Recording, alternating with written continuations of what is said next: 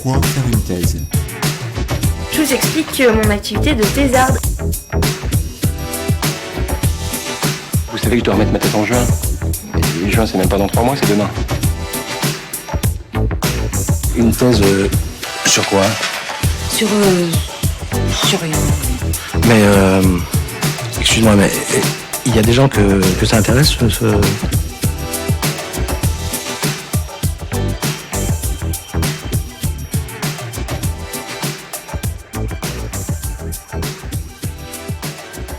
Bonjour, vous écoutez Thésard, le podcast qui fait parler les doctorants et doctorantes en sciences humaines et sociales, produit et réalisé par Jeanne Perrier et Marianne Le Gagneur.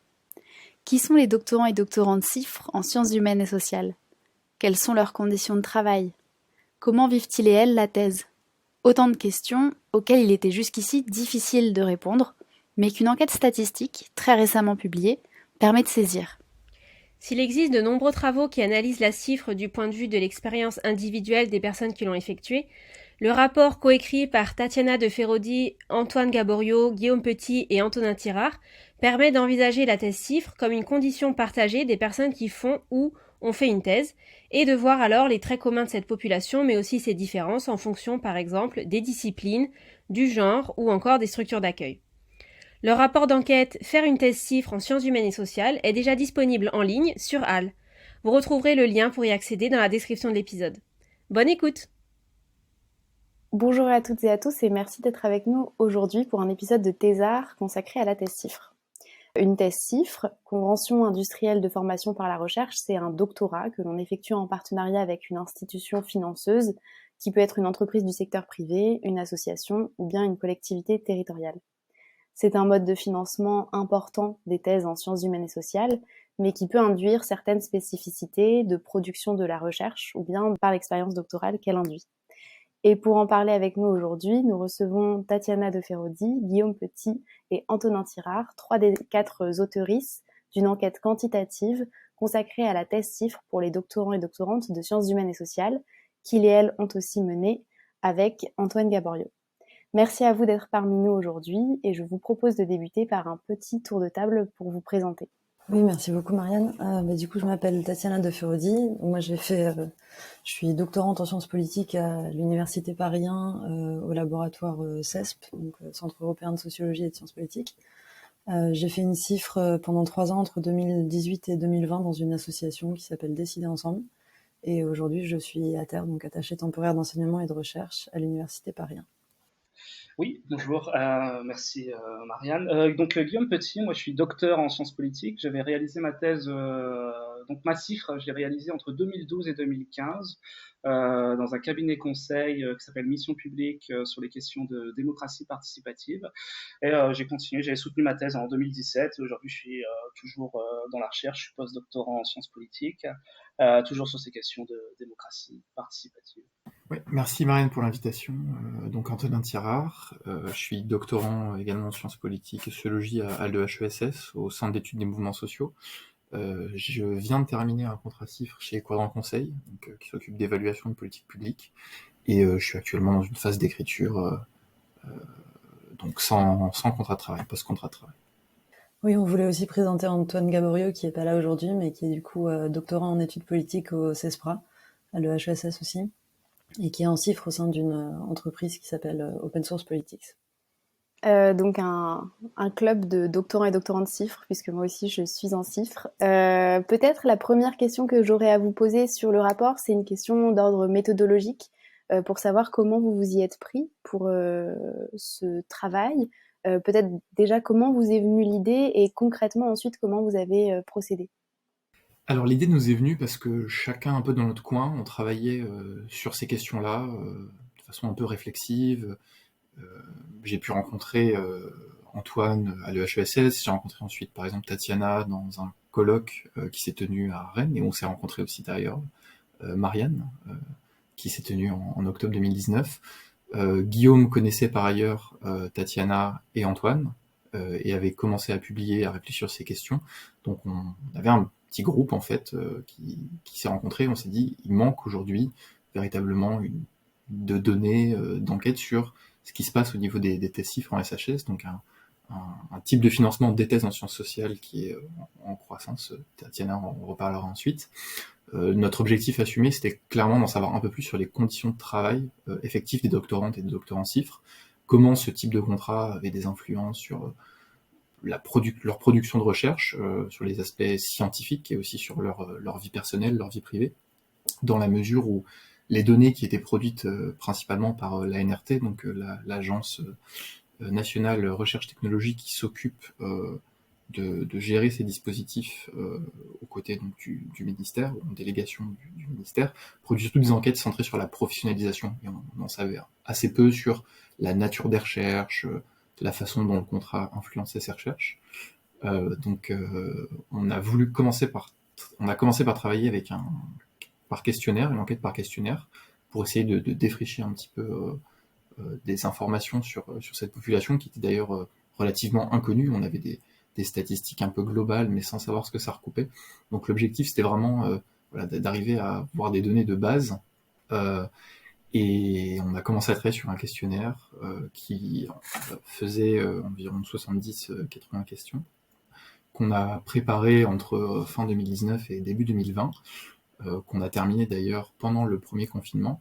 On a eu 500 réponses suite à diverses relances, et on en a retenu 391, puisque sur les réponses, pour différentes raisons, on avait certaines personnes qui n'étaient pas en sciences sociales. On les a pas pris en compte, mais ça a été un travail assez long, et aussi, je pense, un apprentissage pour nous quatre sur la façon de réaliser une enquête, comment il faut travailler sur les questions, sur ce qu'on pourrait en tirer pour limiter au maximum les biais. Voilà, donc c'était un apprentissage à la recherche en fait, en tant que tel, ce questionnaire. Et donc, ce sujet de la thèse CIFRE, il est aussi ancré dans des grandes évolutions du monde de la recherche contemporain. On a beaucoup parlé de la thèse CIFRE, notamment récemment, pas si récemment que ça, mais quand il y a eu les grandes discussions autour de la loi de programmation pluriannuelle de la recherche, qui laissait une large place au dispositif des CIFRE. Les chiffres de l'ANRT ont tendance aussi à montrer que c'est plutôt un dispositif dont le recours est en hausse. Quelle grande tendance il y a autour de ce type de financement-là? Qu'est-ce que vous êtes... Enfin, peut-être là, c'est moins une question de résultat, mais de aussi ce qui vous motivait à vous lancer dans cette enquête autour de la thèse CIFRE. Oui, c'est vrai que c'est une des questions qui a motivé l'enquête aussi, c'est que l'ANRT va signaler que le nombre de conventions CIFRE double entre 2008 et 2018, donc on est passé d'environ 900 signatures par an à presque 1500. Et on observe qu'il y a effectivement un intérêt accru pour ces mécanismes de financement privé de la recherche. Dans la loi de programmation de la recherche, effectivement, il y a à la fois l'objectif de passer à 2150 signatures de thèse par an en CIFRE en 2027, et puis la loi annonce la création d'un contrat doctoral privé. Le décret vient d'être publié. C'est un contrat un peu particulier parce que il est d'une certaine manière moins protecteur que la CIFRE. Il n'y a plus la NRT pour contrôler ce qui se passe entre l'entreprise ou la structure d'accueil et le laboratoire. Là, ce sera les écoles doctorales qui vont en fait devoir vérifier que la thèse se passe bien, qu'on reste sur un travail de recherche qui ait une dimension académique. Globalement, oui, c'était une interrogation pour nous parce que dans le financement de la recherche en général, il y a un intérêt pour le recours au financement privé dans un contexte aussi où la recherche publique a de moins en moins de financement. Donc la question c'était est-ce qu'on fait un peu en lien avec d'autres travaux qui ont mis en valeur l'importance des conditions de production de la recherche sur qu'est-ce qu'on arrive à produire comme résultat. C'était de savoir, voilà, dans le cadre d'une recherche doctorale en sciences humaines et sociales, qu'est-ce que la CIFRE va faire à la thèse qui est produite et va faire aussi potentiellement à la trajectoire du doctorant ou de la doctorante. Ouais, donc une question finalement un peu... qui a plusieurs facettes, à la fois de comment ça influe sur la recherche en train de se faire, comment ça influe aussi sur les parcours de vie. Et justement, quelle spécificité on peut voir de la thèse CIFRE en SHS, notamment vis-à-vis des CIFRE dans les autres disciplines? Est-ce que c'est un dispositif qui a des traits spécifiques concernant les sciences humaines et sociales? Oui, alors ça, c'est pas forcément quelque chose sur lequel justement en fait, c'est le pourquoi de l'enquête en quelque sorte, c'est-à-dire comme on l'a dit, on manque de données, on manque de points de comparaison, et en fait, on connaît pas vraiment cette idée, cet objet de la thèse CIFRE en SHS. C'est un petit peu un objet qu'on construit nous-mêmes. Alors c'est un objet qui préexistait, hein, qui sort pas nulle part, parce que voilà, on a nous-mêmes nos propres expériences en CIFRE, en SHS. Il y a une association qui avait été créée dans le j'ai plus la date exacte, j'ai pas vérifié, mais voilà, une association des doctorants CIFRE en SHS qui montrait qu'en fait, il y avait de plus en plus un stock de personnes, de doctorants et de docteurs intéressés à se mobiliser autour de cet objet CIFRE en SHS, mais on constatait aussi qu'il n'y avait pas forcément, voilà, il n'y a pas eu une grande continuité de cette association. Je pense qu'elle est un peu en sommeil en ce moment, mais il faudrait vérifier avec les personnes avec qui on avait été en contact. Et du coup, pour revenir plus directement à la question, en fait, c'est la grande question. En fait, on ne savait pas bien situer les CIFRE en SHS par rapport aux autres thèses, qu'elles soient financées par contrat doctoral ou non financées dans les disciplines des sciences sociales et des sciences humaines, ou au contraire les CIFRE non SHS. En fait, les CIFRE majoritaires, la majorité des CIFRE ne se font pas en SHS. Le dispositif CIFRE, il date des années 80, mais il a été ouvert au SHS progressivement dans les années 2000, à partir de 2006 notamment. Pas vraiment une ouverture au SHS, il y avait déjà des CIFRE qui se faisaient en SHS, mais à partir de 2006, il y a eu une ouverture pour les associations et les collectivités territoriales comme structure d'accueil. Et en fait, du coup, il y a eu une sorte de convergence qui s'est fait, qui fait qu'on a eu de plus en plus de CIFRE en SHS du fait de l'ouverture à ce type de structure.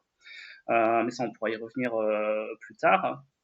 Et du coup, ce qui est intéressant, c'est qu'il y a un relatif dynamisme qui est souvent mis en avant aussi par la NRT, le fait qu'il y a de plus en plus de CIFRE en SHS. Donc en fait, c'est vrai que si on regarde les flux, il y a beaucoup de CIFRE en SHS, ça se fait de plus en plus, même si le stock d'ensemble, ça reste davantage les sciences non sociales, les sciences exactes, mais je ne sais jamais exactement ce qu'on veut retenir comme terme, sciences dures. Et en fait, ce qui nous intéressait, nous, pour conclure sur cette question, c'était un petit peu d'interroger l'adaptabilité du cadre, l'adaptation du cadre de la CIFRE au SHS. Est-ce qu'il y a en effet des spécificités qui font que finalement ça serait tellement spécifique qu'il faudrait autre chose que la CIFRE pour les SHS, ou est-ce que c'est possible de penser des CIFRE SHS qui effectivement s'adaptent bien? C'est-à-dire qu'on remarque bien que la CIFRE, c'est toujours voilà, c'est marqué par son origine dans les sciences de l'industrie, les sciences de l'ingénieur. Les CIFRE qui sont en cours se rendent bien compte, puisque finalement, quand la NRT communique avec eux, elle leur parle un langage qui n'est pas forcément le leur. Elle leur parle de brevets, d'innovation, d'opérationnalité. Et voilà, quand on est CIFRE en SHS dans une petite structure, on se dit, bah, moi, j'ai développé aucun brevet concrètement, quoi, et a priori, je vais pas en développer. Donc voilà, il y a une question fréquente qu'on avait retrouvée dans la littérature qui est toujours de se dire est-ce que la CIFRE c'est un idylle ou un détournement? C'est une question qui est toujours posée du point de vue du doctorant ou de la doctorante. En gros, est-ce qu'il joue bien le jeu? Est-ce qu'il respecte le cadre? Est-ce qu'il respecte l'esprit de la CIFRE? Et nous, on se demandait, est-ce que le fait qu'il y ait des CIFRE en sciences sociales, est-ce que c'est pas un détournement de fait d'un cadre plus général, la politique publique de financement de la recherche via la CIFRE? Et on a quand même, nous, réussi à avoir quelques spécificités qu'on a identifiées par l'enquête. Le fait que les CIFRE en SHS sont d'emblée des thèses plus longues, c'est-à-dire que le cadre des 3 ans, s'il peut parfois être peut-être davantage respecté pas dans les sciences exactes, va d'emblée être plus souvent étendu. Dans les SHS, on va plutôt avoir vraiment cette distinction entre la CIFRE, c'est le moment du terrain, et l'après-CIFRE, c'est le moment de la rédaction. C'est-à-dire que la rédaction va très rarement être inclue dans les 3 ans de thèse dans les CIFRE SHS. Et globalement aussi, ce qu'on a remarqué, c'est que les doctorants SHS étaient moins bien rémunérés a priori que les autres CIFRE dans l'ensemble. En termes de salaire, la négociation salariale, on peut dire que les CIFRE sont potentiellement mieux rémunérés, mieux financés que d'autres thèses en sciences sociales, que ce soit via le contrat doctoral et notamment la majorité des thèses non financées. Mais elles sont dans l'ensemble, la négociation salariale est moins bonne pour les SHS par rapport aux sciences exactes dans le domaine de la CIFRE. Et pour ajouter un point par rapport à ça, justement, ce qui est intéressant par rapport à ce que Tatiana disait, c'est qu'on est vraiment dans une espèce de clair-obscur entre la thèse un peu universitaire classique et de l'autre, cette thèse très opérationnalisée, très recherche appliquée, censée apporter des éléments concrets et immédiats à l'activité d'une structure. Et Ces questions sur les chiffres en SHS, elles dépassent, on pourrait dire, des interrogations propres à quelques centaines de répondants. Il nous a semblé, quand on a fait cette enquête, qu'on était vraiment en train de travailler un peu sur un potentiel laboratoire de transformation de comment la recherche est pensée au niveau institutionnel en France. Et c'était quand même un aspect un peu transversal qui nous a bien motivés et qui ajoute à cette question que l'objet chiffre en SHS reste difficile à identifier, malgré les publications qui ont déjà pu être produites sur le sujet. Ouais, si je comprends bien, derrière ces interrogations autour de la thèse chiffre en SHS, il y avait un peu une hypothèse que il y avait une moindre adaptabilité, en tout cas du dispositif, aux sciences humaines et sociales. Donc Guillaume, tu faisais référence à une typologie de la thèse chiffre de l'idylle au détournement qui a été réalisée par Laurent Morillon, si ma mémoire est bonne. Et ça m'amène à une question un peu factuelle. Est-ce que vous avez en tête la proportion de sciences humaines et sociales parmi l'ensemble des chiffres? Oui, donc en fait, la proportion en 2018, c'est que les SHS, c'est 28% des chiffres en général. Ça fait 1000 thèses en cours en 2018, en gros. C'est les nouvelles thèses en 2018, dont 20% de sciences sociales. En fait, c'est ça, tu le dis bien, voilà, c'est un problème général.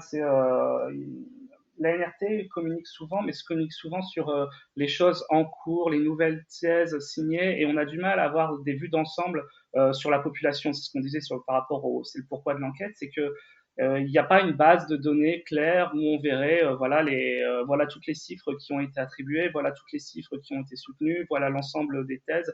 C'est pas possible, même. Mais ça, c'est d'une manière générale. Quand on voit sur l'ensemble des thèses qui ont été soutenues, on peut jamais retracer l'ensemble des thèses. Quels ont été les financements qui ont permis à ces thèses d'aboutir? Est-ce que c'est des thèses non financées? Est-ce que c'est des thèses par contrat doctoral?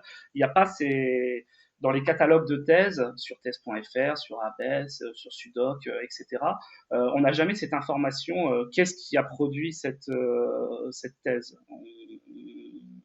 Donc en fait, on a l'information comme quoi il y a de plus en plus de thèses en SHS, ça c'est vrai, et comme le disait bien Antonin aussi, avec parfois une acceptation assez large et ancienne de ce que ça recouvre, et parfois on est un peu surpris en disant ok, donc ça aussi ça fait partie des SHS en fait d'après la NRT, etc.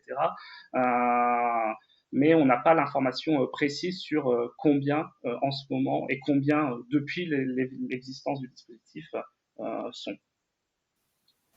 Oui, dans le flyer que la NRT a publié, qui était dédié aux chiffres en SHS, ils ont étudié la répartition disciplinaire aussi des chiffres. Donc, ils comptent 2561 chiffres entre 2012 et 2018 en SHS, principalement en sciences de l'information et de la communication, et ensuite en droit privé et sciences criminelles, en sciences de gestion, en sciences économiques, en psychologie et en sociologie-démographie. Donc on est aussi sur des disciplines qui ont des enjeux à chaque fois particuliers à prendre en compte. Ouais, je pense qu'on peut toutes et tous être d'accord sur un large déficit de données publiques sur le doctorat. C'est quelque chose aussi dont on s'était rendu compte en abordant le sujet de l'arrêt de la thèse au sein du podcast, où il y a un gros manque de données publiques et on regrette ça. Mais du coup, c'est super qu'il y ait votre enquête pour combler ce déficit sur la thèse chiffre en SHS. Et justement, pour passer à une partie qui mettrait plus en valeur les résultats de votre enquête, une des questions que vous vous êtes posées, c'est qui sont les doctorants et doctorantes chiffres en SHS? Et du coup, du point de vue des caractéristiques sociodémographiques, déjà, est-ce que vous avez des premiers éléments de réponse à donner de qui sont-ils et elles? Oui, alors évidemment, c'est difficile de comparer aux autres doctorants, à la fois chiffres dans d'autres disciplines et doctorants et doctorantes en général avec d'autres types de financement ou sans financement. Dans notre population d'enquête, la première chose qu'on a remarqué, qui est moins sur leur origine mais plus sur leur parcours, c'est que la plupart d'entre elles et eux n'ont pas postulé à un autre financement, donc n'ont pas candidaté à un contrat doctoral ou à un autre financement avant d'entrer en chiffres. Après, pour des données un petit peu plus brutes, on a un âge médian d'entrée dans la CIF qui est de 26 ans. On a aussi des entrées plus tardives, autour de 30, voire plus de 35-40 ans. Mais globalement, on reste sur un âge médian d'entrée qui doit être à peu près équivalent à celui des autres doctorants et doctorantes. On a eu une petite surprise qu'il faudrait confirmer, mais on a le sentiment quand même dans les données qu'il y a une particularité en termes d'origine sociale par rapport aux doctorants et aux doctorantes en général. On voit que nos répondants et nos répondantes ont plus souvent 1 ou 2 parents qui sont issus des catégories professions intermédiaires et employés, même si évidemment, comme dans tous les doctorats, les cadres restent surreprésentés dans les parents. Donc on fait quand même l'hypothèse que la thèse CIF va pouvoir permettre un accès au doctorat à des personnes qui l'auraient pas fait sans, déjà sans financement, mais aussi peut-être sans débouché potentiel dans le privé. On en reparlera, mais on a seulement un quart des répondants qui considèrent qu'ils auraient absolument fait une thèse sans la CIFRE. Donc voilà. Après, au niveau de la formation initiale, c'est assez équilibré entre master recherche et master professionnel. Par rapport à la population des doctorants et doctorantes CIFRE, on a plus de représentation des masters professionnels. Après, c'est assez cohérent avec l'idée que les thèses CIFRE peuvent être utilisées pour la R&D, pour la recherche appliquée. Et on a 20% de nos répondants et de nos répondantes qui ont 2 masters. Donc c'est quand même une proportion importante. Et la dernière chose qui est assez logique, quand on parle de CIFRE, mais c'était quelque chose qu'on voulait vérifier, c'est que plus de 40% des répondants et des répondantes ont un emploi avant le début de la CIFRE. Pour la plupart d'entre elles et eux, avec des rémunérations qui sont supérieures à ce qu'ils et elles peuvent toucher en minimum CIFRE en tout cas. Et ce sont des emplois qui indiquent plutôt un début de vie professionnelle que des petits boulots étudiants.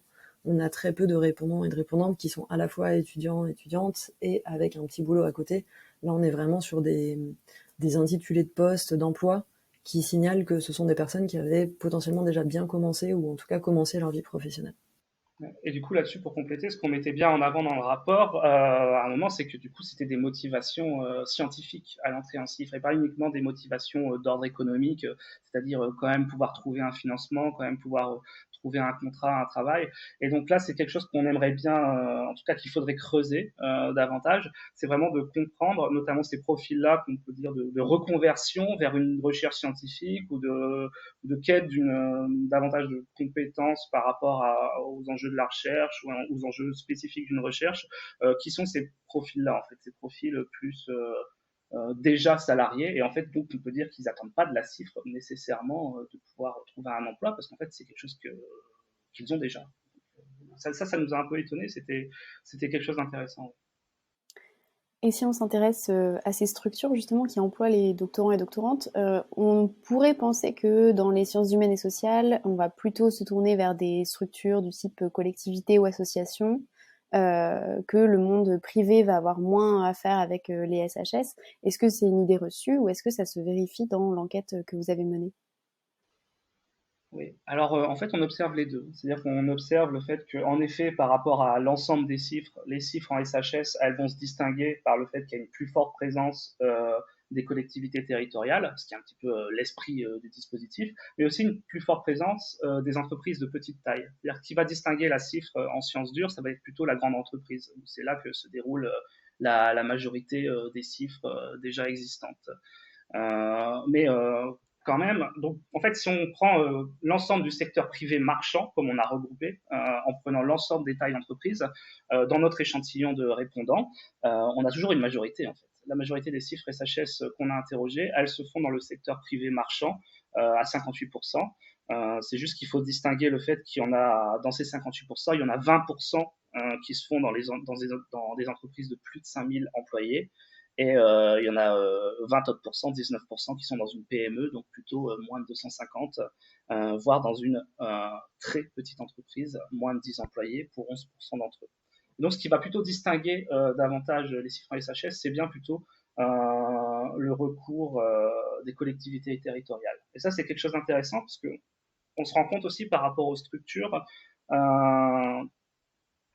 qu'il y a une majorité du point de vue des structures, si on se prend du point de vue des structures d'accueil plutôt que des doctorants et des doctorantes, il y en a une majorité qui sont nouvelles dans le dispositif. C'est-à-dire qu'il y en a 56% qui répondent que les structures n'avaient jamais employé de chiffres avant. Donc en fait, il y a une courte majorité.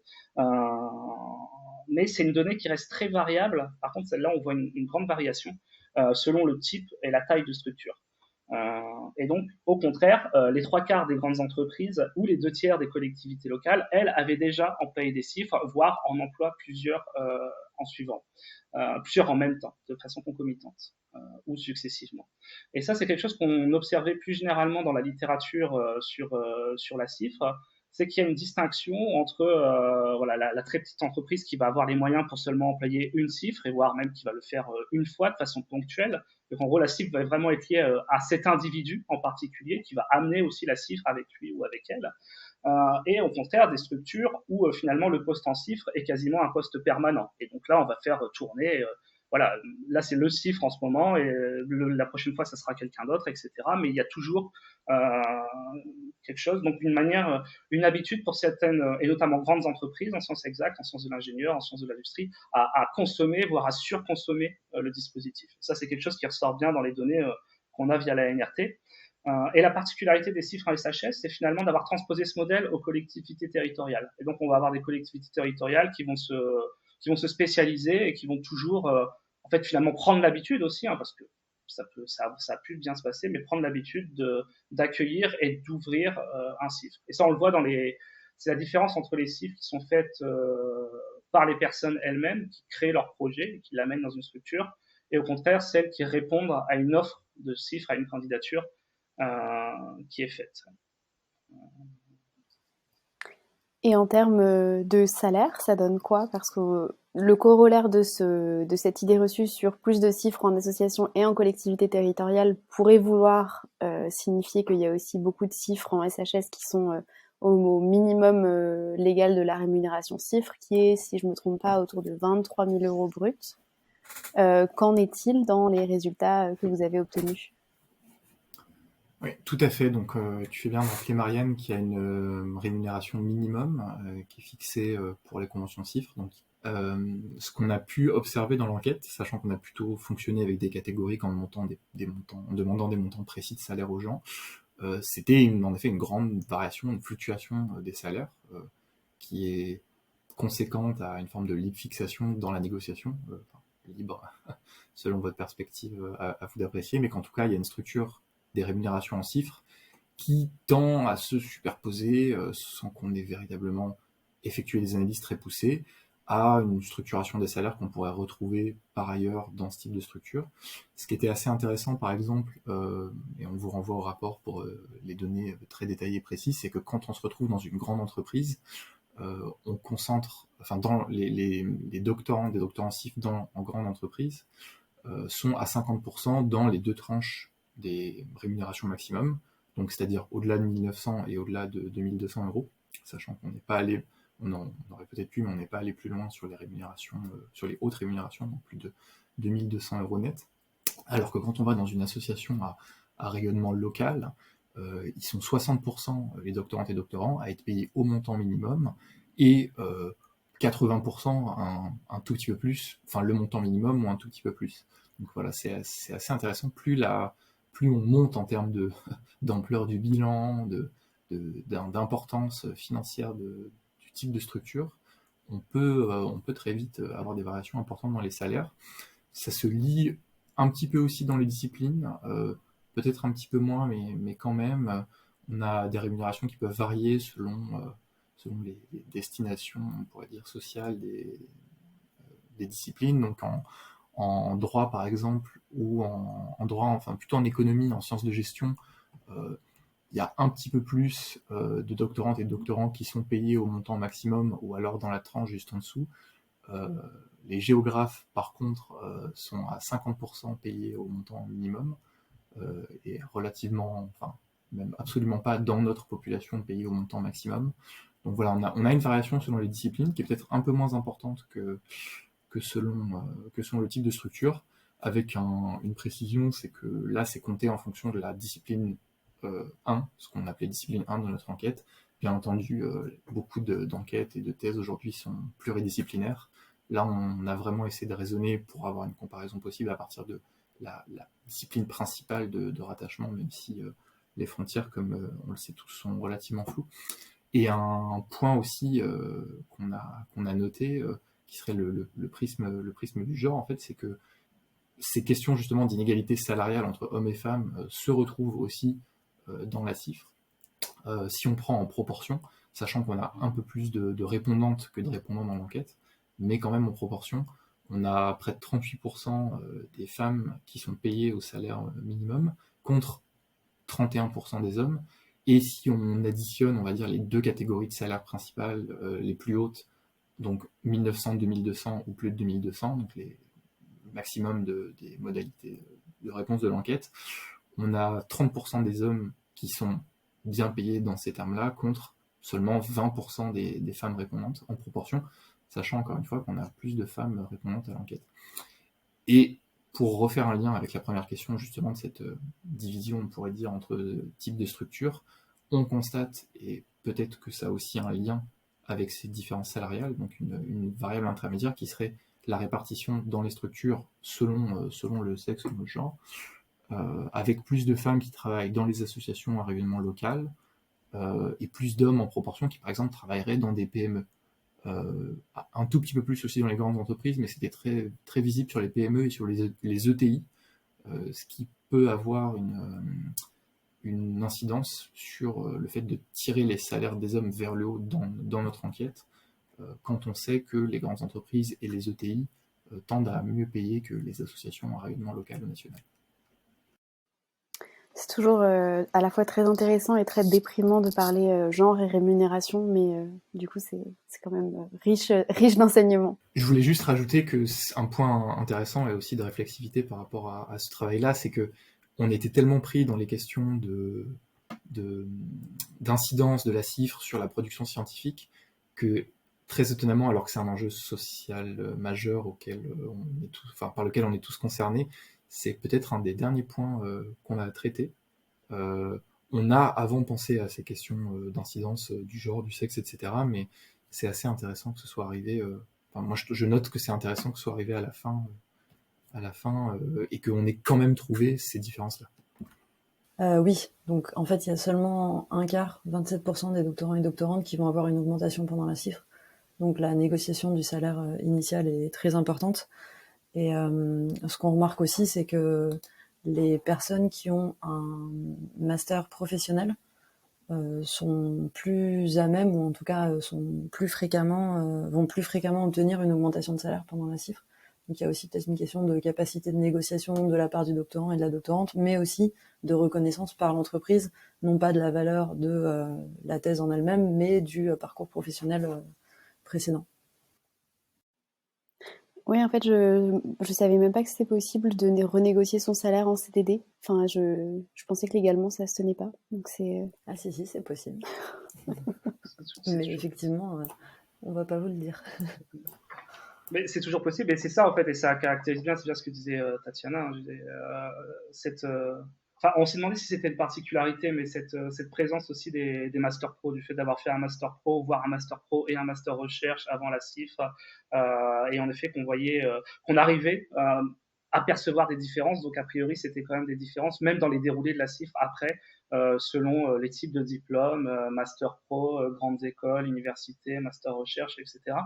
Et donc après là c'était difficile à interpréter pleinement, on ne savait pas est-ce que c'était des personnes qui en effet se projetaient davantage dans leur profession, et donc finalement elles travaillaient davantage pour la structure et elles en venaient à faire un travail comparable à leurs collègues, et finalement aussi à comparer leur salaire avec leurs collègues, et donc à les négocier à la hausse plus facilement, ou au contraire d'autres personnes qui se mettaient à distance de leur structure et finalement se contentent et comparaient plutôt leur salaire avec les salaires de leurs doctorants hors CIFRE, de leurs collègues doctorants hors CIFRE, et donc finalement n'allaient pas chercher à négocier à la hausse. Pour passer au sujet de l'inscription académique des doctorants et doctorantes CIFRE, dans un monde académique finalement à la concurrence croissante, où il faut toujours redoubler d'efforts pour se faire une place, malheureusement, où le nombre de postes se réduit, est-ce que la CIFRE est bénéfique ou au contraire constitue plutôt un frein pour la carrière dans le monde scientifique? C'est un peu une idée reçue et un soupçon qui tend à se reproduire d'une thèse qui aurait une valeur scientifique peut-être pas moindre, mais en tout cas qui serait moins légitime dans le champ académique. Est-ce que c'est quelque chose qui se confirment ou pas du tout dans l'enquête que vous avez menée? Et surtout, comment est-ce que vous avez réussi à saisir cette question, qui n'est pas une question très facile à cerner par des indicateurs stats? Ouais, en effet. Bah, ça, c'était un peu un prisme général de notre enquête, hein. C'est que globalement, on a essayé d'interroger des pratiques le plus objectivement possible et donc de demander aux personnes concrètement qu'est-ce qu'elles font, quels sont leurs moyens et de limiter au maximum, même si on en a toujours ajouté quelques-unes, mais de limiter au maximum les questions un peu plus subjectives ou qui sont soumises à des biais de désirabilité, à des biais de déclaration dans le questionnaire. Et donc là, par exemple, ce qu'on a demandé, on a demandé concrètement aux personnes de nous décrire le déroulé de leur semaine. Et concrètement, ce qu'on a appelé dans le rapport après les espaces-temps de la CIFRE, où est-ce que vous êtes, combien de temps, qu'est-ce que vous faites, pour qui vous travaillez et pour qui vous avez le sentiment de davantage travailler ou pas, est-ce que c'est pour la structure d'accueil, pour votre thèse, etc. dans le cadre de votre CIFRE. Et donc là, quand on demande concrètement aux doctorants et aux doctorantes si elles passent du temps au laboratoire, si elles passent du temps à l'université, la réponse généralement c'est qu'elles en passent très peu. En fait, les doctorantistes sont très peu présents à l'université et donc d'emblée, par rapport à la question de l'intégration académique, eh ben, en fait tout simplement ils sont physiquement loin du lieu où ça se passe et donc ce qui en fait peut rajouter à la distance. Et donc concrètement, ils passent la plus grande partie dans la structure d'accueil, mais aussi à leur domicile. Il y en a même les 3/4 qui nous indiquaient avoir une station de travail satisfaisante à leur domicile. Alors là, c'était le contexte d'enquête a beaucoup joué, hein, parce qu'il y avait le contexte du confinement, etc. Donc forcément, le télétravail le recours au télétravail avait explosé durant une partie de l'enquête. Et pour ce qui est de l'université et du laboratoire, donc plus généralement sur l'ensemble du déroulé de leurs chiffres, il y en a 29% qui indiquent très clairement ne jamais se rendre, ne jamais s'y rendre. Donc vraiment que ce soit un espace lointain dès le départ, une fois la convention signée. Et 37% qui déclarent hebdomadairement quand même s'y rendre un jour ou plutôt moins. Et plutôt moins, puisque quand on demande aux personnes de recalculer, très rapidement, elles arrivent à des chiffres fantaisistes. Elles disent, bon, bah, si je fais la moyenne je dois être à 0,1, 0,2 jours par semaine à l'université. Donc voilà, on imagine très bien, on voit un petit peu aussi la complexité, la flexibilité qui est attendue de doctorant de CIF, notamment si lui-même ou elle-même ne sait pas vers quoi il va se projeter après. Est-ce qu'il veut quand même se sauvegarder la possibilité d'une éventuelle poursuite dans l'académique? Et donc, on sait que ça va être intéressant, important de participer au séminaire de son école doctorale, de pouvoir participer à tel événement scientifique, etc. Mais que c'est pas forcément possible avec le temps qui est à donner pour l'entreprise, pour la structure d'accueil ou pour la collectivité ou pour l'association. Et donc, en fait, c'est aussi une question qu'on a posée plus généralement par rapport aux spécificités de la CIFRE en sciences sociales, où finalement la notion de laboratoire, elle est beaucoup moins évidente qu'en sciences exactes, en sciences industrielles, où finalement là, le laboratoire, il va avoir un intérêt directement même pour la structure d'accueil, parce que ça va donner accès à des protocoles d'expérimentation, du matériel, etc. Et donc là, il va y vraiment avoir un temps dédié au laboratoire, parce que le temps dédié au laboratoire est nécessaire à la recherche. Alors que là, si on est sur une recherche, ou même une recherche où finalement c'est la structure, on en reparlera après, mais savoir que si la structure d'accueil est objet ou non de la recherche, est-ce qu'on fait sa thèse pour la structure ou sur la structure, dans une perspective un peu d'anthropologie des organisations parfois, etc. Et donc en fait là, le problème c'est que le cadre qui est négocié, le cadre contractuel, 50% dans la structure, 50% au laboratoire, c'est un cadre qui n'a pas vraiment qui n'est pas vraiment concret en sciences sociales, qui n'a pas de matérialité. Ça va être très rare pour le doctorant, le doctorant CIF ne va pas avoir un bureau réservé ou une place réservée dans un bureau collectif, ça va être assez difficile pour lui. Et donc en fait, cette négociation des 50% pour la thèse, 50% pour le laboratoire, on le voit dans les réponses, c'est 50% tout seul, 50% tout seul avec ma thèse, chez moi ou au café ou en bibliothèque, mais pas vraiment avec une place attribuée au laboratoire. Et ça va être une difficulté qu'on relève plus dans les questions ouvertes, c'est le fait que le doctorant ou la doctorante va pouvoir avoir tendance à être accaparé davantage par la structure d'accueil, puisque la structure d'accueil lui donne des tâches concrètes, de court terme, et aussi potentiellement qui sont davantage valorisantes tout de suite, où on va lui dire que c'est bien son travail, etc. Alors qu'à l'université, personne le connaît ou la connaît, personne va lui dire que ce qu'il fait c'est bien. Donc il y a aussi un côté, je sais pas, d'identité professionnelle, d'utilité sociale que on va trouver plus facilement dans la structure d'accueil que dans d'autres espaces académiques. Concrètement, ce que par exemple des doctorants en contrat doctoral vont trouver avec l'enseignement. C'est là qu'ils vont trouver leur utilité sociale, leur identité professionnelle. Là, des doctorants CIFRE, ils vont le trouver dans leur structure d'accueil davantage. Et enfin, aussi par rapport à ça, alors ça, on ne sait pas dire, et on peut soupçonner que c'est pas propre à la CIFRE, c'est plutôt quelque chose de propre à la thèse en sciences humaines, qu'elle soit financée ou non. C'est aussi un régime de surtravail, c'est-à-dire qu'ils passent beaucoup de temps dans la structure d'accueil ou chez eux, mais aussi ils passent beaucoup de temps à travailler de manière générale. Et donc globalement, quand on demande aux gens de comptabiliser leur semaine de travail, même si c'est 0,1% au laboratoire, on a aussi des semaines de travail qui sont très souvent supérieures à 5 jours, et voire même des semaines de travail impossibles parce qu'elles sont supérieures à 7 jours, en fait. Donc, on est dans un... Alors, là encore, comme je le disais, impossible de savoir si c'est propre à la CIFRE en sciences sociales ou propre à la thèse de manière générale, mais on est vraiment face à un régime de surtravail généralisé. Ça, c'est quelque chose qu'on peut mesurer objectivement dans notre enquête. Les doctorants et doctorantes CIFRE, est-ce qu'ils ou elles souhaitent continuer dans les structures qui les emploient, continuer dans le monde professionnel hors de l'ESR, ou est-ce que c'est une population qui, malgré tout, souhaite s'inscrire dans le champ universitaire? Alors sur la question des intentions, la première chose qu'on peut soulever, c'est que d'abord on a une énorme part d'incertitude, à la fois au début de la thèse et puis ensuite pour les doctorants et les doctorantes qui sont encore en CIFRE ou encore en thèse.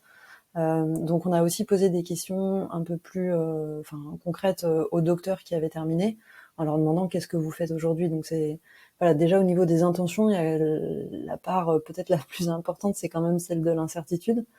Ce qu'on remarque quand même, c'est que à l'entrée en doctorat, on a presque 60% des personnes qui déclarent avoir choisi la thèse CIFRE pour travailler un sujet qui les intéresse.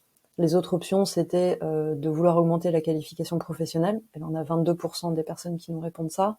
Et la dernière option, c'était d'avoir une source de revenus stable. Là, on est à 9% seulement.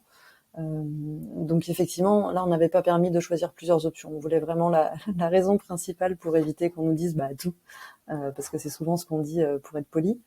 Donc il y a quand même un intérêt à l'entrée pour le champ scientifique. Et après, en termes de projet professionnel, on en a quand même un tiers qui savent pas pourquoi et ce qu'ils et elles vont faire après. Pour celles et ceux qui se prononcent, on a en fait 3 groupes assez équivalents au début de la thèse, entre celles et ceux qui aimeraient faire de la recherche dans l'ESR, on est à 37% environ, celles et ceux qui veulent aller faire de la recherche dans le privé, 32%, et celles et ceux qui veulent s'orienter vers le privé, mais pas pour faire de la recherche, là on est aussi à 33%. Après, pendant le doctorat, là c'était peut-être une surprise un peu pour nous, mais on remarque que les doctorants et les doctorantes CIFRE en SHS vont quand même publier pas mal. En fin de thèse, on en a 64% qui ont au moins une publication et 84% qui ont au moins une communication. Après, ce qui nous a... Après coup, on s'est un petit peu dit qu'on aurait dû mieux définir les catégories de publication scientifique et de communication scientifique, parce que c'est vrai que quand on est un peu à l'interaction entre la recherche et la société civile, où globalement, on peut être amené à présenter sa recherche dans des événements professionnels ou à publier dans des revues professionnelles, peut-être qu'il y a aussi un peu une tendance à surestimer le nombre de publications pour des doctorants et des doctorantes qui écrivent ou qui parlent potentiellement beaucoup. Une donnée par contre assez importante, c'est qu'il y a relativement peu d'enseignement. On avait laissé la question relativement ouverte, donc à 62% des personnes qui nous disent avoir enseigné, mais seulement la moitié qui ont fait, dans l'année où ils et elles ont le plus enseigné, plus de 24 heures d'équivalent TD. Donc on est plutôt sur des interventions ponctuelles ou un TD en particulier, plutôt que vraiment sur une charge d'enseignement comme on pourrait, là pour le coup, voir dans des contrats doctoraux à mission d'enseignement. Et quand on regarde la répartition du temps, donc on avait demandé est-ce que vous passez le plus de temps à travailler pour la structure d'accueil en lien avec votre thèse, ou à travailler sur votre thèse sans lien avec la structure d'accueil, ou à travailler pour la structure d'accueil sans lien avec votre thèse Et enfin, à l'enseignement, qui était un peu la catégorie qu'on mettait dans l'enseignement, est vraiment bon dernier dans le temps qui est passé par les répondants et les répondantes au cours de leur CIFRE. Après, au moment de la fin de thèse, il y a quand même un intérêt qui s'est renforcé pour l'ESR. On a le sentiment quand même que par rapport aux 37% qui voulaient faire de la recherche dans l'ESR au début, à la fin, on en a la moitié qui envisagent d'y travailler. Alors par contre, on a très peu de répondants et de répondantes qui sont intéressés par l'enseignement secondaire. Ça, c'est peut-être quelque chose qui est différent des contrats doctoraux ou d'autres types de thèses. Et après, au fur et à mesure, donc on avait donc les questions d'intention et puis les questions de candidature ensuite. On voit qu'il y a une forme on ne sait pas si c'est de l'autocensure ou en tout cas de censure en général au moment des candidatures, parce que on a, par exemple, 40% des répondants en fin de thèse qui n'envisagent pas de postuler à une qualification, à un concours de MCF ou à un postdoc. Donc là, on est à 40%. Et dans les faits, une fois qu'on interroge les docteurs, il y en a 60% qui finalement n'ont pas postulé. Avec évidemment, il y a plus de personnes qui vont postuler à des postdocs que à la qualification, et encore moins qui vont postuler à des postes MCF ou CNRS. CNRS, on est de l'ordre de 3% qui postulent ensuite. Et concrètement, on a seulement 30%, 32% des docteurs qui vont rester dans l'ESR. Et là, on n'a pas le détail du type de contrat qui est obtenu. Donc ça peut être des postdocs, ça peut être des contrats à court terme d'ingénieurs de recherche, ça peut aussi évidemment être des contrats MCF ou de chargés de recherche. Là, ce qui joue peut-être aussi, c'est quand même qu'on a principalement diffusé l'enquête dans des réseaux académiques. Typiquement, on voit qu'en sociologie et en géographie, il y a beaucoup de personnes qui finissent dans l'ESR, enfin dans répondants et répondantes. C'est quand même très probable qu'on ait touché les personnes qui ont encore un pied dans le monde académique, parce que finalement 30% c'est beaucoup. 30% de personnes qui travaillent encore aujourd'hui dans l'ESR. Voilà. Et puis après, au niveau des structures, il y a l'air d'avoir quand même une influence, mais relativement logique. C'est celles et ceux qui font leur thèse dans les entreprises vont avoir plus tendance à rester dans le privé. Et celles et ceux qui ont fait une CIF dans le secteur associatif ou dans le public vont s'orienter plutôt vers la recherche publique. Après, c'est toujours difficile de savoir si c'est parce que c'était le projet au départ, si c'est ce qui s'est passé pendant. Donc oui, le SR, ça reste un débouché, c'est pas le seul. Il y a des projets différents et les projets évoluent, mais globalement, ce qui était pour nous quand même une conclusion importante, c'est que les personnes qui sont en CIFRE ou qui ont fait une CIFRE veulent aussi aller dans le SR, veulent pas seulement se professionnaliser pour aller travailler dans le privé. Et ça, c'était quand même important de le souligner. Sur la façon de faire de la recherche en CIFRE aussi, puisque on est dans un cadre que d'ailleurs certains qualifient souvent de recherche sous contrainte. Un des éléments qu'on a pu essayer d'approcher dans l'enquête, c'était de savoir si le type de structure, les configurations dans la structure pouvaient influencer une forme de liberté scientifique, notamment en termes de droit de regard, de soutien plus ou moins marqué dans la réalisation, publication de communication. Quelques données intéressantes qu'on a pu récolter par rapport à ça, c'est que plus la CIFRE est institutionnalisée dans les entreprises, donc elle le considère peut-être comme un outil véritablement, plus il y a une propension des entreprises à vouloir cadrer le sens des recherches, qui s'exprimera par exemple par le droit d'empêcher ou d'autoriser une communication, une publication, une direction un peu axiologique dans la thèse. Donc c'est 43,9% des structures qui ont plusieurs CIFRE, contre seulement 27,3% des structures qui n'auraient qu'un seul doctorant CIFRE. On avait aussi remarqué que selon le secteur, selon l'origine institutionnelle de la structure, il peut y avoir plus ou moins de propension à cadrer ou encadrer la thèse, mais de cette façon on pourrait dire négative vis-à-vis d'un principe de l'équité dans la recherche. Il y a 38% des entreprises du secteur privé lucratif qui ont tendance à imposer un droit, imposer un droit de regard ou avoir un droit de veto sur les publications, contre seulement 31% des structures publiques ou 23% des structures privées associatives. Voilà, on a des différences qui sont assez marquées, et on voit bien au travers de ça que derrière un label qui tend à unifier ce que serait la CIFRE, en fait on a une multiplicité de situations, de configurations qui demeurent encore vraiment à explorer. Et sur le temps de travail, sur la combinaison de recherche doctorale et structure d'accueil, finalement, on avait eu aussi une mesure un peu rassurante. Hein. Finalement, ce qu'on avait trouvé, c'est que quand même, ce que la CIFRE est supposée être, c'est-à-dire un travail pour une structure d'accueil qui quand même est en rapport avec une recherche doctorale, était la réponse la plus donnée, voilà, il y avait davantage de répondants et de répondantes qui étaient d'accord avec cette modalité. On avait demandé de classer les différentes modalités, qu'il a classées en première ou en deuxième. L'idée qu'ils travaillaient pour la structure d'accueil en rapport avec leur thèse, ou aussi pour leur thèse sans lien direct avec la structure d'accueil. Donc là, selon les types de chiffres. Mais à l'inverse, le côté négatif de cette mesure, c'est qu'on avait quand même trouvé que dans notre échantillon, plus d'un tiers des répondants déclaraient qu'ils faisaient un travail pour la structure d'accueil qu'ils jugeaient sans rapport avec leurs chiffres. Et donc en fait, c'était minoritaire, certes, mais c'était potentiellement assez inquiétant, et ça revenait sur cette catégorie de détournement qu'on avait tendance à saisir du point de vue de la doctorante ou du doctorant en chiffres, alors qu'en fait, le détournement, on pourrait aussi le saisir du point de vue des structures employeurs qui, en fait, peuvent utiliser la CIFRE, pas parce qu'elles sont intéressées au résultat d'une recherche, mais parce qu'elles sont intéressées à recruter un salarié très bien qualifié, mais à un coût moindre, avec une subvention, avec des possibilités de crédit d'impôt recherche, etc. Et donc, en fait, le détournement, il est aussi à saisir du point de vue des structures employeuses. Oui, effectivement, sur la donnée que vient de présenter Guillaume, en disant que un tiers des doctorants et de doctorantes vont déclarer que le travail pour la structure d'accueil sans rapport avec la thèse est ce qui va leur occuper le plus de temps. Il y a une donnée qui était un peu inquiétante aussi, qui était que 40% des répondants et des répondantes disent ne pas avoir eu une période de travail ininterrompue sur leur thèse de plus d'une semaine pendant la CIFRE. C'est-à-dire que se ménager des espaces où vraiment on peut travailler sur la thèse pendant un temps long, ce qui est par exemple nécessaire au moment de l'écriture, mais aussi à d'autres moments, c'est quand même très compliqué. On a plus de la moitié des répondants qui nous disent que la période la plus longue qu'ils ont pu consacrer à leur thèse était inférieure ou égale à 2 semaines. Donc vraiment, on a quand même cette difficulté à se ménager des plages longues pour avancer sur la thèse proprement dite.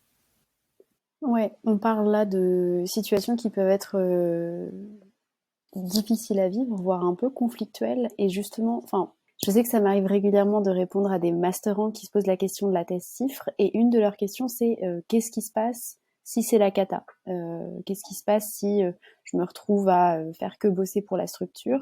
Est-ce que vous, ces chiffres un peu cauchemardesques, c'est quelque chose que vous avez saisi dans l'enquête? Est-ce qu'il y a des personnes qui étaient dans ce type de situation vraiment compliquée, qui ont été amenées, je sais pas, à reconfigurer la CIFRE ou voire même à l'arrêter parce que ça se passait mal? Est-ce qu'il y a des personnes dont c'est le cas dans votre échantillon? Oui, on avait. Alors, ça a été minoritaire. Hein. On avait la possibilité. On avait prévu une catégorie arrêt de la CIFRE, en fait, on a eu que 6 répondants vraiment qui étaient dans cette catégorie-là, qui avaient arrêté la CIFRE. Alors, c'est aussi lié, comme on a dit, aux conditions de passation de l'enquête. Hein, c'est qu'on a touché beaucoup plus facilement les personnes qui étaient encore en cours de CIFRE ou après une CIFRE qui était encore attentive au réseau de la recherche scientifique, etc. Et donc, en fait, là, c'était vraiment des cas individuels dont on n'arrivait pas vraiment à interpréter au-delà de ça, mais c'était vraiment des cas où ça s'était très mal passé. On voyait, c'était des cas de harcèlement moral, d'environnement négatif, voire toxique, et c'était ça qui avait mené à l'arrêt de la CIFRE. Plus généralement, ce qu'on avait mesuré, ça c'était en rapport avec le temps de travail.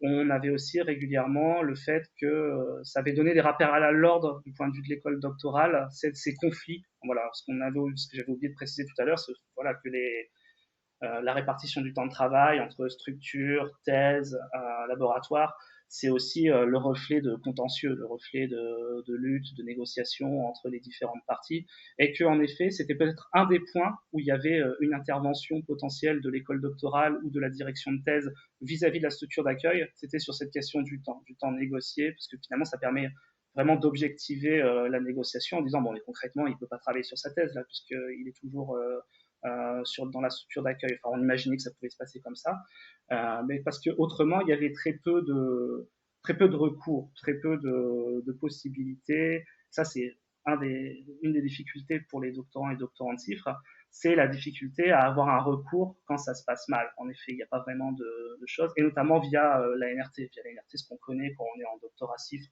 c'est les rapports d'évaluation annuels, mais ces rapports d'évaluation annuels, ils vont pas nécessairement prêter à un rappel à l'ordre quelconque. Mais pour compléter juste sur le point qui a été mentionné précédemment, en plus de ceux qui ont arrêté, il faut constater qu'on a un très faible nombre de personnes, donc 7, qui déclarent qu'ils ne savent pas s'ils soutiendront leur thèse et qui sont encore dans la phase thèse, donc qui n'ont pas encore soutenu. Donc 7 sur plus de 100 répondants, encore en cours de thèse. Donc là aussi, on est quand même sur un chiffre assez faible. Les situations peuvent être, voilà, comme l'a dit Guillaume, très variables, mais il semblerait que de façon très très majoritaire, on soit quand même beaucoup plus dans l'optique d'une soutenance. Après, de là à savoir, comme ça peut être le cas, ça peut être mon cas personnellement, si on pense que la soutenance est décalée de par le travail à faire pendant la CIFRE, ça c'est une autre question. Mais en tout cas, il y a un horizon de soutenance pour une très large majorité de nos répondantes et répondants. Oui, effectivement. Après, on peut se poser la question de est-ce que c'est pas un peu trop optimiste aussi, est-ce qu'il n'y a pas une tendance aussi, notamment par les rapports à NRT, dans les rapports à NRT, a toujours déclaré que ça se passe bien pour éviter d'avoir des problèmes, et donc peut-être que dans cette enquête aussi, il y a eu un biais qui faisait que les personnes étaient peut-être un peu trop optimistes. On l'a vu par exemple sur les durées de thèse, quand on demande quand est-ce que les répondants et les répondantes ont l'intention de soutenir, si c'est le cas. On a quand même beaucoup de répondants et de répondantes qui nous répondent que ce sera fait en 3 ans, en gros, alors qu'en fait, quand on fait le calcul entre les dates d'inscription ou même les dates de début de CIFRE et les dates de soutenance, ou là où en sont les personnes, globalement, la thèse CIFRE ne se fait pas en 3 ans du tout.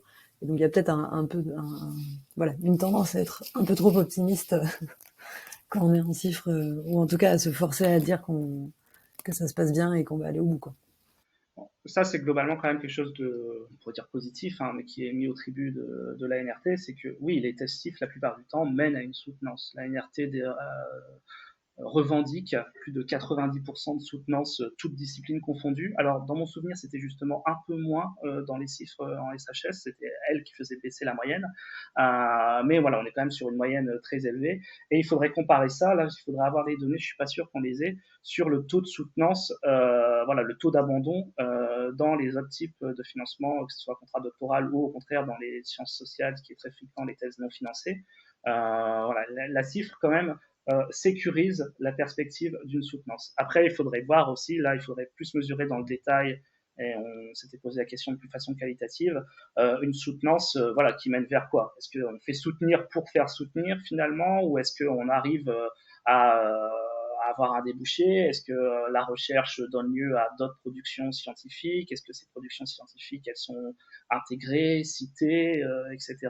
On ne sait pas trop. C'est-à-dire que voilà, c'est une statistique positive. Il y a un degré élevé de soutenance, mais qu'est-ce que ça recouvre derrière? Il faudrait pouvoir creuser ça davantage. Est-ce que on arrive un petit peu vers la fin de cet entretien? Est-ce qu'il y a des résultats de l'enquête particulièrement surprenants ou des résultats saillants, d'autres qu'on n'aurait pas encore abordés, dont vous aimeriez parler? Oui, tout à fait. Donc le premier, et ça nous a peut-être aussi étonné du fait d'une perspective critique, au sens neutre, mais qu'on pouvait avoir par rapport à la CIFRE et qu'on avait tous les 4, c'est de constater une forte polarisation entre des gens qui ont vraiment adoré, quelques personnes, on l'a dit, qui ont arrêté, qui n'ont pas supporté pour diverses raisons, mais constater qu'il y avait un fort nombre de répondants qui, notamment dans l'espace encart libre qu'on laissait à la fin de l'enquête pour donner une dimension un peu plus personnelle, un peu plus développée aux expériences, qui disaient qu'ils ont beaucoup apprécié la thèse CIFRE, et que c'était vraiment la CIFRE en fait qu'ils avaient apprécié dans le fait de faire une thèse, que c'était un moment de dialogue, donc en reprenant un discours qui pourrait ressembler à celui de la NRT, peut-être qu'il y avait un biais de bonne réponse, je sais pas, sachant que le questionnaire était anonyme et qu'il était bien précisé qu'on n'était pas soutenu, qu'on n'avait pas un lien direct avec la NRT. Mais voilà, ce qui nous a amené à réfléchir, à nous poser la question par rapport à ces catégories maintenant un peu classiques dans des études sur les CIFRE, entre idylle, détournement, à savoir si on pouvait pas prolonger cette réflexion en se demandant s'il n'y avait pas des thèses dans les CIFRE et des CIFRE en fait qui par ailleurs contiennent une thèse. On retrouve vraiment cette question de la professionnalisation, de parcours très très différents et de répondantes, doctorants, qui auraient véritablement développé par exemple un intérêt pour la recherche ou qui auraient été en quelque sorte attirés vers la recherche, vers le travail scientifique, au travers du dispositif CIFRE, comparé à une population qu'on aurait peut-être estimée au départ plus classique, mais de personnes voulant faire une thèse et cherchant un dispositif de financement d'un projet particulier. Bon, c'est une question qui demeure encore complètement ouverte, mais il semblerait qu'on voit émerger, donc au travers de l'enquête, vraiment une catégorie de personnes qui font de la science, ou alors un certain type de science, un certain type de recherche, de façon autonome. C'est un petit peu ce que Guillaume aussi a mentionné dans un chapitre d'ouvrage paru récemment, l'idée qu'il y ait vraiment une forme d'autonomie, on pourrait dire, de ce travail scientifique du côté du secteur privé, qui ne soit pas véritablement rattaché à des institutions de recherche traditionnelles, mais voilà, qui peut-être fait émerger un nouveau type de doctorat. Donc c'est une question voilà, qui demeure ouverte, mais il semblerait au travers de l'enquête qu'on a vraiment cette catégorie en train d'émerger, quoi. Et peut-être un point aussi qu'on n'avait pas soupçonné, des disciplines qui entrent dans le dispositif CIFRE, alors pour plusieurs raisons peut-être, mais on avait été intéressé par un constat qu'il y avait pas mal de doctorantes et de doctorants en droit, sachant qu'il y a des spécificités à leur profession qui fait qu'avec un doctorat, on peut accéder plus facilement à l'école d'avocat, ce qui, là, c'est pas mesuré directement dans l'enquête, mais pourrait être un facteur d'explication du fait que voilà, ça intéresse comme voie, la CIFRE, pour faire un doctorat, pour une professionnalisation directement ensuite. Voilà. Et si on passe à peut-être une visée plus performative, je ne sais pas si on peut dire ça, mais en tout cas tirer des enseignements et des recommandations de votre enquête, est-ce que vous auriez des messages ou des recommandations à faire passer à des personnes qui voudraient se lancer dans la CIFRE? Donc on vient déjà de parler de renégocier vos salaires en CIFRE. Est-ce qu'il y a d'autres aspects? Je peux commencer si vous voulez. Je pense qu'on aura plein de recommandations, même si c'est toujours très compliqué parce que selon les situations, on en avait discuté entre nous aussi, et ça dépend vraiment des situations ensuite pendant la CIFRE, hein, mais bon, déjà savoir que ça va prendre plus de 3 ans, ça peut être un bon début, parce que réfléchir dès le début à comment est-ce qu'on va finir, ou en tout cas prendre vraiment le temps dès le début de travailler sur la thèse, parce que la première année on n'est pas toujours voilà, on peut être un peu pris par la structure et pas encore trouver ses marques. Moi, je dirais donc bien choisir sa structure d'accueil, parce qu'on a le sentiment que les personnes qui disent que ça s'est bien passé, c'est peut-être aussi dans les structures qui ont une division recherche, où les personnes ne prennent pas la place d'un salarié, mais au contraire ont un rôle déjà bien intégré dans l'entreprise ou dans la structure. Des structures qui ont une certaine stabilité aussi, pour que l'intérêt pour le travail doctoral ne dépende pas d'une seule personne. Et qui va valoriser ce travail-là.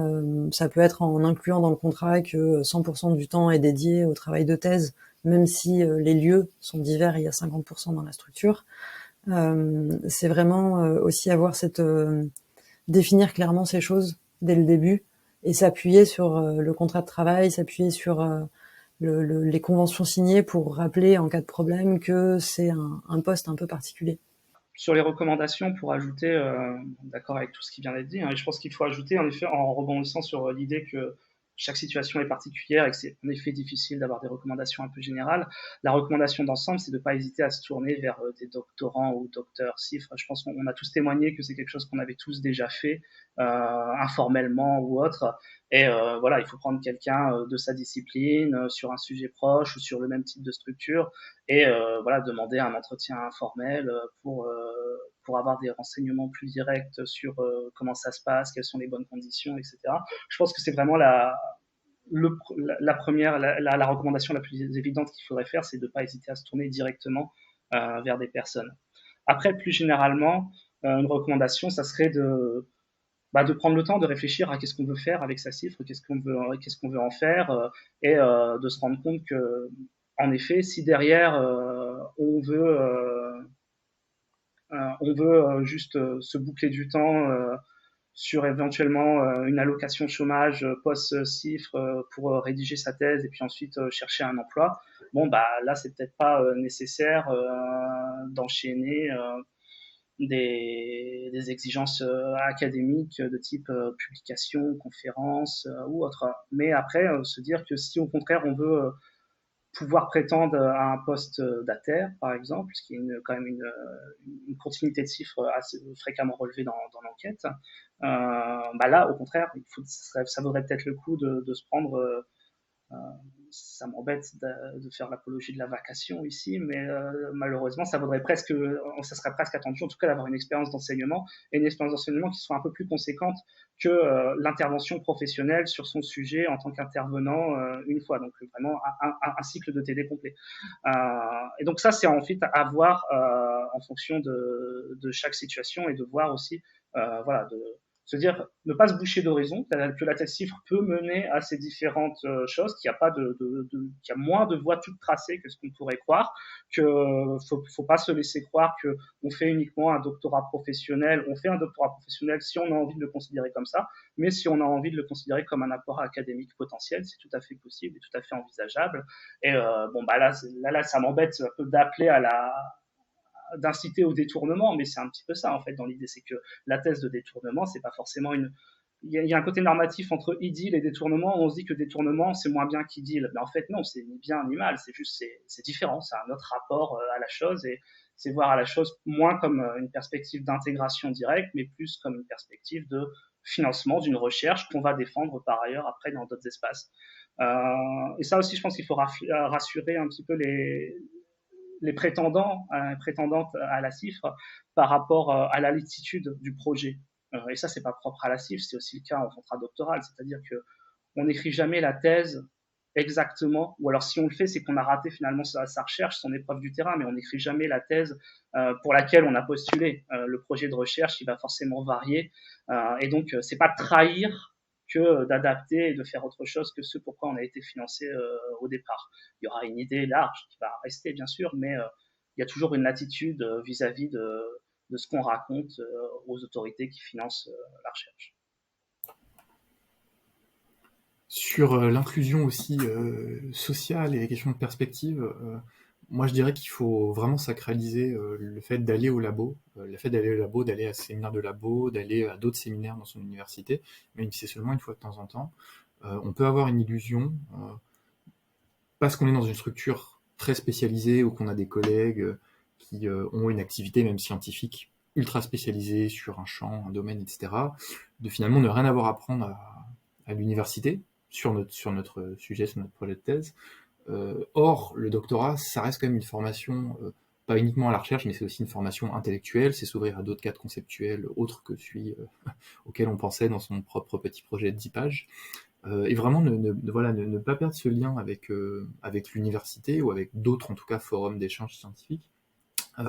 Ça pourrait dépendre, encore une fois, on pourrait tout à fait soutenir que la cifre serait une thèse qui aurait vocation à produire un professionnel encore plus compétent dans un domaine spécifique, au travers d'une recherche, ce qui est parfois fait par la NRT, mais pour pouvoir produire une recherche qui soit de qualité, qui soit aussi un peu consciente de son environnement global scientifique, aller au labo, aller écouter ses collègues, même s'ils travaillent sur d'autres objets, avec d'autres cas théoriques, c'est essentiel. Et dans mon cas personnel, j'ai vraiment senti la différence entre la première année où je l'ai moins fait et la seconde où j'ai commencé à plus le faire, et aussi à donner cours, à revoir des classiques, etc. Je pense que ça a donné beaucoup de densité à ma recherche. Oui, après, on va pas empiler les recommandations il faut tout faire. Comme disait Guillaume, il y a aussi la possibilité de faire une cifre, faire le terrain, et ensuite Pôle emploi, premier financeur de la recherche en France. Hein. Enfin, c'est aussi une possibilité de pas trop se charger pendant les 3 ans. Moi, j'avais peut-être une recommandation qui est très théorique parce que c'est très compliqué à faire, mais en fait, la particularité de la CIF, c'est d'être un peu entre deux mondes. Et ce qui est difficile, c'est de se sentir légitime dans les deux mondes, de se sentir légitime face à la structure d'accueil pour demander un salaire correct, pour demander une augmentation, pour demander la prise en charge des frais d'inscription, la prime de précarité quand vous êtes en CDD, ou pour demander aussi le respect du temps de travail qui est attribué à la thèse, en sachant que ce travail-là va servir à la structure d'accueil. Donc vraiment savoir se faire reconnaître, respecter du côté de la structure d'accueil et du côté de l'université, même dès le début. Là, on voit que les personnes qui ont répondu à l'enquête n'ont pas postulé à des contrats doctoraux. Je sais pas dans quelle mesure c'est pas aussi une forme d'autocensure de dire bah voilà, c'est une thèse qui peut se faire que dans le professionnel et qui ne marchera pas forcément dans l'université. On le voit aussi dans les candidatures ensuite. Se sentir légitime face à l'université, c'est déjà compliqué pour les doctorants et les doctorantes en général. Que les CIFRE se rendent compte de la qualité de leur travail et potentiellement de la valeur de leur travail aussi à un niveau académique, c'est important. Voilà. Mais bon, après, si les personnes arrivent à le faire, il faudra qu'elles nous disent comment elles ont fait. Hein. Et puis oui, c'est vrai, il faut renégocier sa CIFRE, notamment à la fin. Enfin, si on vise Pôle emploi derrière, c'est intéressant d'arriver à Pôle emploi avec un salaire un peu plus élevé. Donc ça, c'est déjà concrètement. Mais je pense qu'il faut vraiment...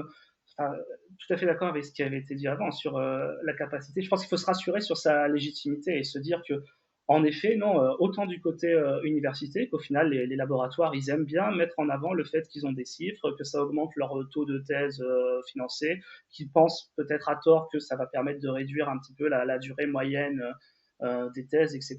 Donc, en fait, que c'est un apport positif pour l'université d'avoir des chiffres et qu'on n'a pas à se cacher, en fait. Et on le voyait bien. Hein. Moi, j'ai le souvenir aussi que la thèse CIFRE, au moment où il y avait des rapports d'évaluation, HCERS, etc., bah, c'était un peu davantage mis en avant et qu'on était finalement à nouveau davantage inclus dans la prise en compte. Donc, c'est quelque chose. Et même chose côté structure d'accueil. Se dire que même si on a le sentiment que on n'est pas un bon doctorant d'un côté, mais si on n'est pas un bon salarié de l'autre, en vrai, pour la structure d'accueil, c'est toujours plus ou moins rentable d'avoir une CIFRE, ne serait-ce que parce que voilà, il y a la subvention qui accompagne, il y a le cadre, et on ne fait jamais rien pour la structure d'accueil, même si on a le sentiment de jamais faire assez. Et en fait, se dire que oui, on est tout à fait légitime à renégocier un bon cadre de travail et aussi à s'aménager du temps de penser à sa thèse, etc. Parce que ça fait partie du deal général et que une structure d'accueil ne se fait jamais avoir, entre guillemets, en accueillant une CIFRE. Au pire, elle aura un peu moins pressé que ce qu'elle aurait pu presser, mais jamais elle sera perdante. Donc il ne faut pas hésiter à se sentir légitime à la fois côté structure d'accueil et à la fois côté université. Merci pour toutes ces recommandations. Et pour terminer, est-ce qu'il y a des choses que vous avez lues, vues ou écoutées sur la thèse qui vous ont particulièrement intéressé, des recommandations que vous auriez à faire aux auditeuristes du podcast, que ce soit sur la thèse ou la CIFRE, même si je pense que les productions sur la CIFRE sont un petit peu plus rares. Oui, alors justement, la CIFRE n'est pas encore suffisamment stéréotypée dans la société pour avoir donné lieu à des productions culturelles massives. Voilà, si des auditrices, des auditeurs en connaissent, ils pourront les partager aussi, peut-être en commentaire ou par email, parce que ça pourrait nous intéresser.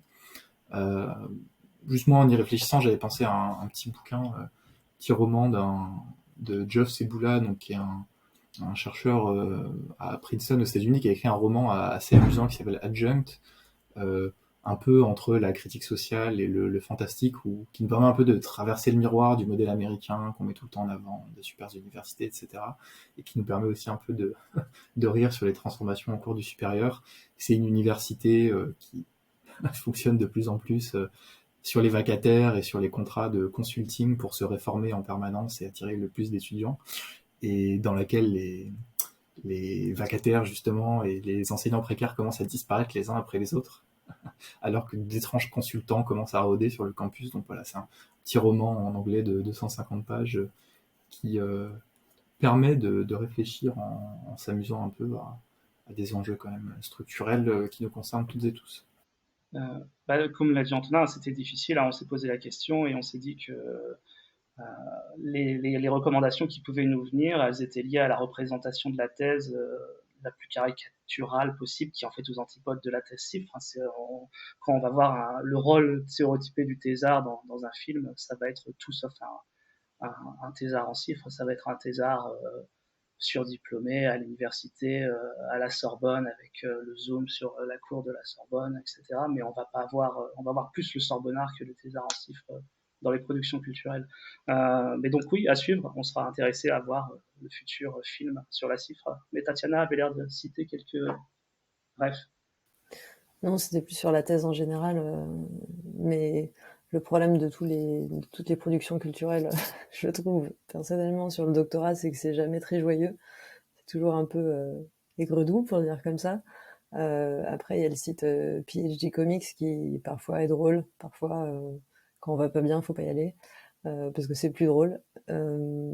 Et puis il y a le bouquin qui moi m'avait beaucoup plu, mais qui est malheureusement qu'en anglais, mais Academia Obscura, écrit par Glenn Wright, qui est assez drôle pour le coup, un petit peu moins aigre que ce qu'on peut trouver d'habitude. Merci beaucoup d'être intervenu au micro de Thésard et merci pour les recommandations, les conseils et votre travail sur ce rapport. Merci à toutes et tous. Merci à Tatiana, Guillaume et Antonin d'avoir partagé leur travail au micro de Thésard.